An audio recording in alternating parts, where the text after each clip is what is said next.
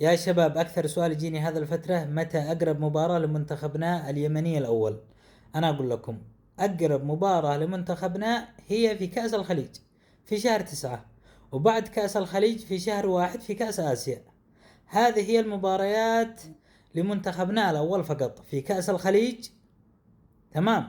هذه المباريات الرسمية في كأس الخليج، وأيضا في كأس آسيا. كأس الخليج في شهر 9، وكأس آسيا في شهر 1 2027. هذه أقرب مباريات لمنتخبنا الرسمية، إلا إذا جاء قبلها مباريات ودية إحنا سنعلنها. هذا توضيح لكثير من الناس، لأنه بعد التأهل وبعد الفوز على لبنان كلهم بيقولوا متى المباراة، متى المنتخب يلعب، متى. فهذا هي التوقيتات فقط: كأس الخليج في شهر 9، كأس آسيا في شهر 1.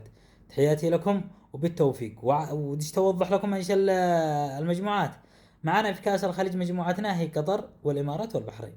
تمام، اتفقنا. مجموعتنا في كأس آسيا في شهر 1: من؟ فيتنام، كوريا الجنوبية، الإمارات. تحياتي لكم.